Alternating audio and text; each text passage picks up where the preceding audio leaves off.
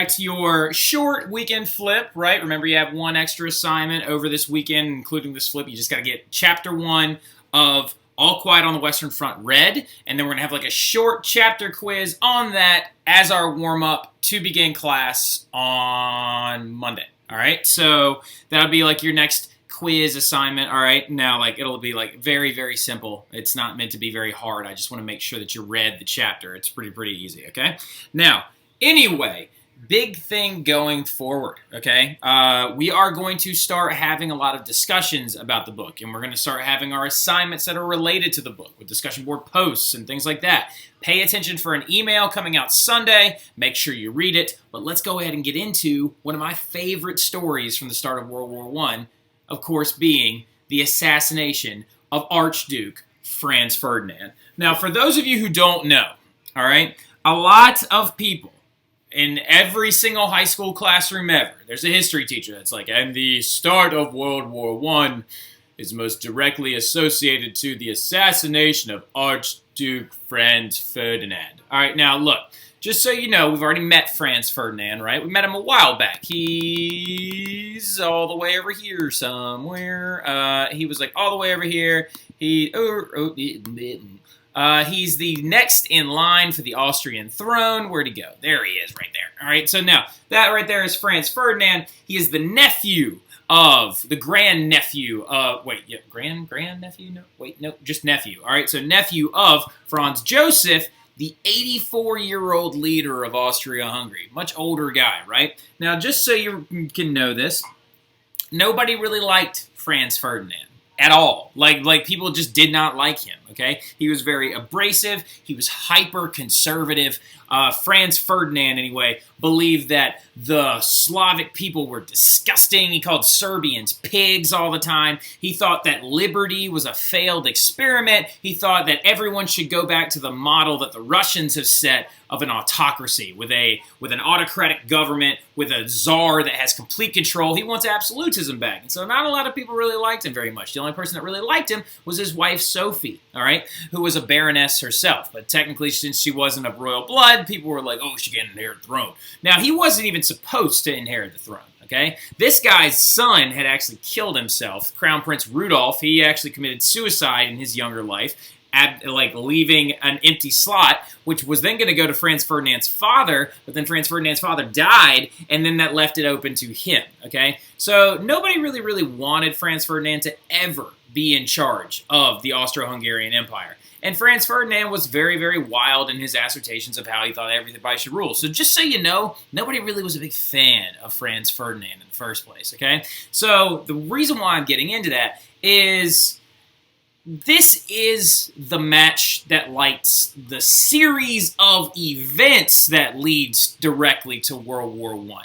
But it's not the keg itself, okay? Now, remember when we talked about, like, the powder keg, right? The European state, the Balkans in particular, being this giant, big capsule full of explosive material that could throw Europe into war at any moment.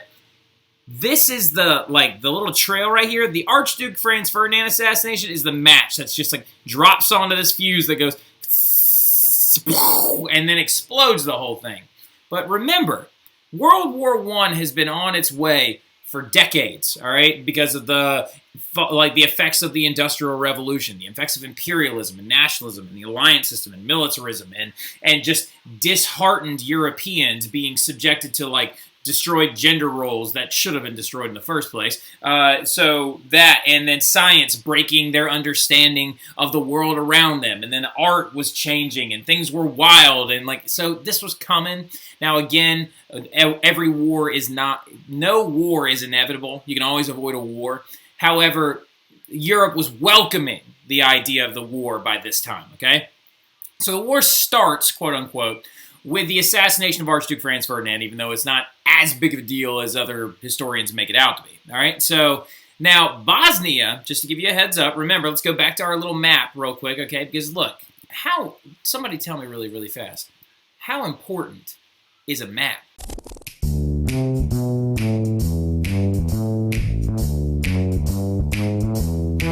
If there's a place you gotta go, I'm the one you need to know. I'm the map. I'm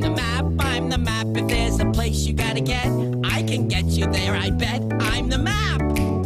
I'm the map. I'm the map. I'm the map. I'm the map. I'm the map. I'm the map. I'm the map. I'm the map. I'm the map. I'm the map. I'm the map. Yay!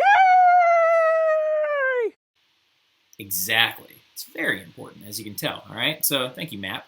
All right, now, anyway, Serbia, following the Balkan Wars, Serbia is an autonomous country, all right? Now, Serbia, though, is a country made up of what is known as Serbs, all right? Now, Serbs are not isolated to just Serbia alone. And remember, they're a part of that larger umbrella term known as Slavic people, okay? So Serbs are Slavic, okay, but they're a certain type of Slavic. And so Serbians believe that all Slavic people should be able to rule themselves and be under their own umbrella, and they have the goal of starting one day a huge South Slavic nation, right? Now, here's the problem, though. In this territory right here, right next door to them, known as Bosnia, a lot of ethnic Serbs live there, and a lot of people believe Bosnia should be separate from Austro-Hungary, right? So here's the Austria-Hungary Empire, and see how all the orange? Bosnians are controlled by Austrians. Serbians, not a fan of this, okay? So going into the causes of World War I, that's where a very, very big, important couple of groups start popping up, okay? Now, many Serbs and Slavs live in Bosnia, and they see Austrians as oppressors, okay? So an oppressor, just so you know, you don't need to write down what an oppressor is. You should know what it is by now. It's in there mostly for other kids who might not know what it is. But an oppressor is one who holds another one down with force, all right?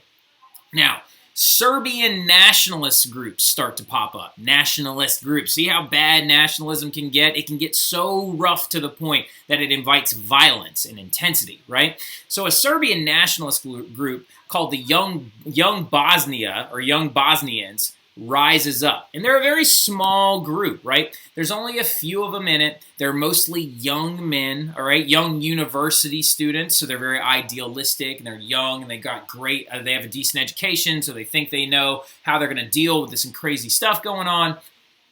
But this group of men decides that it's going to be up to them to show the Austrians that they mean business and that Bosnia should be an independent country. So they are the group that decides to execute or assassinate Archduke Franz Ferdinand.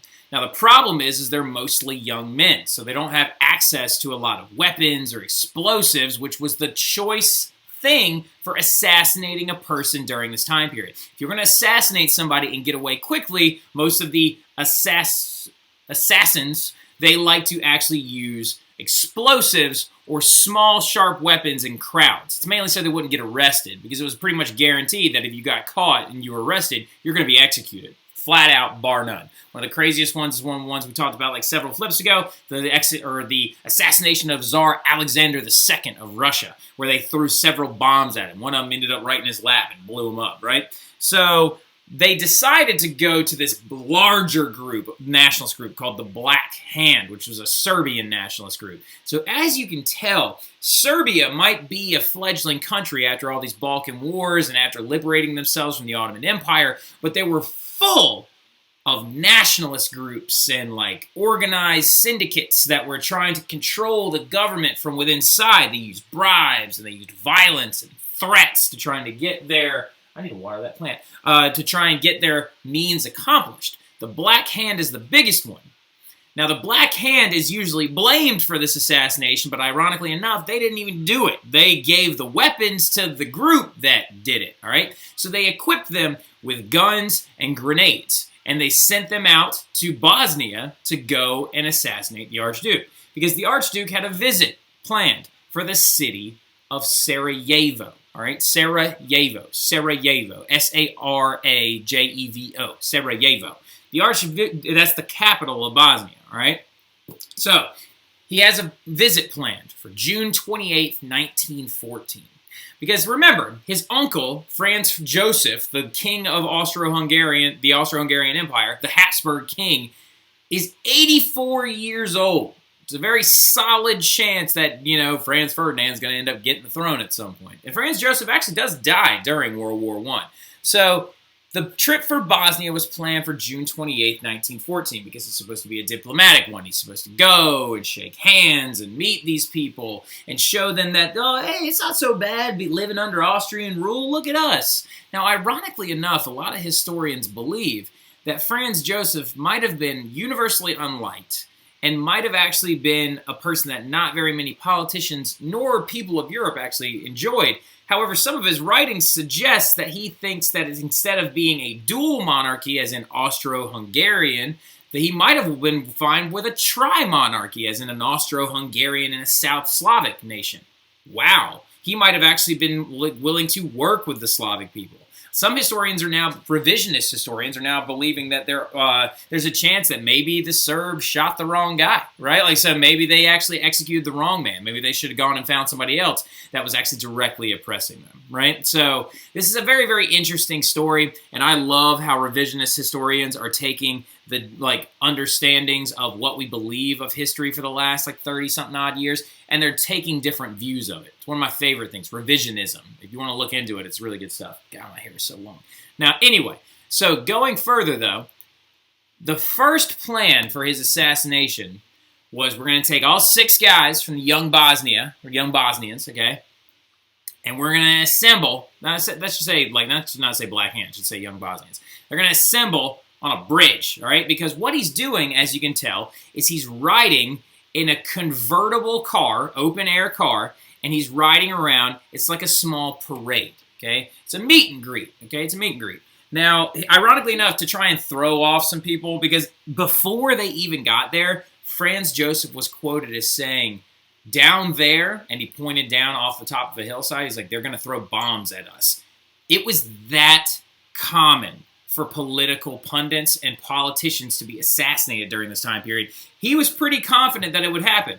However, he didn't bring a lot of preparations like bodyguards or a huge contingent of people to protect him. He actually only just brought a few people and decided to show up early to throw off any would-be assassins at all. Well, it didn't work that well, but Plan A also didn't work that well. So this is the first assassination attempt on Archduke Franz Ferdinand. This is not what you usually hear. But what they decided to do, the young Bosnians assembled 6 assassins on a bridge to try and slow the motorcade down. They were going to plan on jumping in front of the motorcade to slow it down a little bit, and one of them would take a grenade out of his pocket, pull the pin, and dunk it, MJ style, right? Just dunk it into the car, blow them up, call it a day. Well, the guy punked out at the last minute, and he tried to toss the grenade at the car, and it bounces off the hood, misses the Archduke, and actually injures 2 or 3, just a few of the actual Austrian bodyguards that he brought with him. The very few of them that he brought with him. And it injured a few people nearby. Funny subpart of this story, the guy who threw the grenade was immediately noticed by the police in Bosnia, and he decides, he's like, oh no! And he pops a cyanide pill in his mouth, which is supposed to kill you. It's like a suicide pill. It's supposed to kill you. He pops it in his mouth, and he jumps into a river, but ironically enough, the cyanide pill was expired, and so all he did was violently throw up, and then the river was supposed to be the backup plan. He was like, oh, I'll just drown in the river. It was the summertime, and so the waters were a lot lower, and the river was only about 4 inches deep. And so he just splashed around, throwing up all over himself until he was arrested. But the first guy got arrested. And so the young Bosnians, feeling defeated, they were like, dang it, we missed him. And they all kind of went their separate ways to try and throw any police officers off that would have been possibly looking for him, okay? So the Duke's Parade, the Archduke's Parade, decided to go to the hospital instead of leaving and going home. Decides to go to the hospital to visit the people that were hurt, all right? Now, after leaving, they didn't know where they were going because they're not used to visiting Bosnia. The driver was Austrian, the navigator was Bosnian, and the Bosnian official was telling him where to go, but accidentally the Austrian driver turned down the wrong street. And when he turned down that wrong street, they rolled up to, right next to, only a few feet away from one of the assassins. And his name was Gavrilo Princip. All right, Princip, okay, Princip. Gavrilo Princip, a 19-year-old young Bosnian who decides that now's the chance, because they were like, no, this is the wrong street. We got to back up. But none of the cars at the time had reverse gears on them, so they had to come to a full stop right next to Princip. So he takes a gun out of his shirt pocket, and he kills both Sophie and the Archduke, shoots him point blank range, kills Sophie instantly first, and then the Archduke Franz Ferdinand apparently goes, no, Sophie, don't die, stay alive for our children, and then pow! And then, Gavrilo Princip shoots him as well, right? Now, he fires 2 shots into the car, and he assassinates the Archduke and his wife, Sophie, all right? He is going to immediately, this is him, by the way, he looks a lot like Shia LaBeouf from the Even Stevens stuff. Now, he's going to immediately be arrested, and ironically enough, he doesn't get the death penalty. He's 27 days too young to get the death penalty, right? He's only 19. So he doesn't get the death penalty, but he does end up going to prison for the rest of his life, and he dies in it was a prison at the time. It was then converted into a concentration camp during World War II. It's called Terezin, Terrazin, if you ever want to look it up. I actually went there when I visited the Czech Republic, super cool. But since he was too young to get executed by hanging, which was the preferred way to execute people, because after this all went down, the Austrians arrested 500 Serbians and hung all of them and killed them. And since he was too young to receive that death penalty, though, he got a really nice present on his 21st birthday. He got tuberculosis that spread to his bones, so they amputated one of his arms, all right, on his 21st birthday. Now, here's the thing, though. So the Archduke has just been shot by a Serbian nationalist representing Bosnia, which I know that's very confusing. But remember, Bosnia was inside of the Austro-Hungarian Empire, and the Serbians were not. And the Serbians wanted the Bosnians to be liberated so they could create a larger South Slavic nation. And so it's a big convoluted thing, but just don't worry about it too much, okay? So Gavrilo Princip has just killed the second in line for the Austrian throne, all right? Nobody really liked this guy, though. So what happens immediately after this? Everyone went on vacation, all right? Yeah, this right here is the king and the emperor. That right there is Kaiser Wilhelm II and his cousin, George V, all right? Together, hanging out. And the crazy part about it is, this is the funeral for Franz Ferdinand. It only lasted 15 minutes. 15 minutes to show you how much people just did not like this guy, all right? So everyone went on vacation immediately after this. So this is what I'm talking about. Everybody always says the assassination of Archduke Franz Ferdinand is the thing that caused World War I. It doesn't seem like it, all right? Because it doesn't even seem like people were that fazed by it. They were like, he got shot. Austria, you got to deal with this now. So the Austrians are going to be stuck with dealing with Serbia. They can't just let him get away with an assassination, but it's not like they were up in arms about it. So then this little convoluted thing happened. It's called the July Crisis and the blank check, all right? Before Kaiser Wilhelm went on vacation, he told the Austrians that he will give them universal support for whatever they decide to do with Serbia. Got it? That is the blank check, the agreement that Kaiser Wilhelm gave saying that I will support you no matter what you want to do. Germany's got your back. Here's the alliance system now. Now it's starting to starting to crumble a little bit, right? So a blank check can be filled out for ever how much. Then Kaiser Wilhelm decides to go off and go on vacation.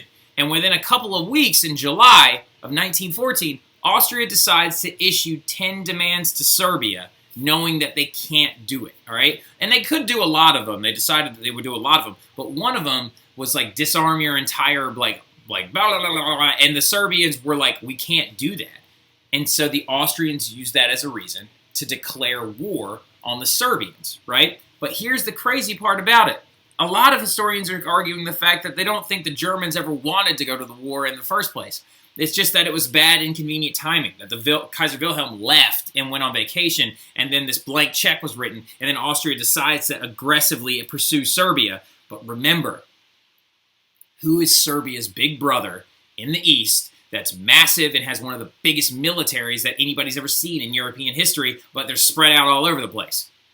The Russians, right? So when Russia finds out Serbia is about to be attacked by Austria, Russia mobilizes its military and begins to pull them into central locations to prepare for war. And they ended up doing this a lot faster than people expected, okay? So the alliance system is then going to create a giant, like, domino effect, because Austria is going to declare war on Serbia after the July crisis. And then Russia declared war on Germany.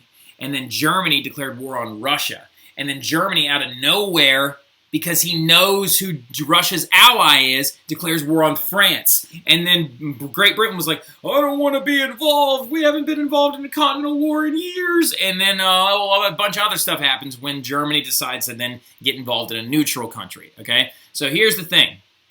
Austria declares war on Serbia after the July crisis. The alliance systems begin to kick in, and as one country began to back another one, almost every country in Europe ends up choosing a side. Now, notice I said almost, not every one of them. Some of them still remain neutral. One of the big neutral countries was Belgium, all right? And Belgium didn't want to fight a war just because they didn't have a large enough military force, okay? Like, they had more troops that were African from the, like, the Congo state in Africa than they did their own regular military. So Russia and the Allies began to mobilize to support Serbia and to prepare for war. Central Powers did the same, and now we're looking at the start of World War I. All right, so World War I is going to officially begin in 1914 in July. All right, and well, July, August, September of 1914. It's not like everybody was like, okay, and go. Like, it wasn't like that. Okay, so now we're getting into the start of World War I. Now it's going to make way more sense as we're reading through our novel. And granted, we might finish World War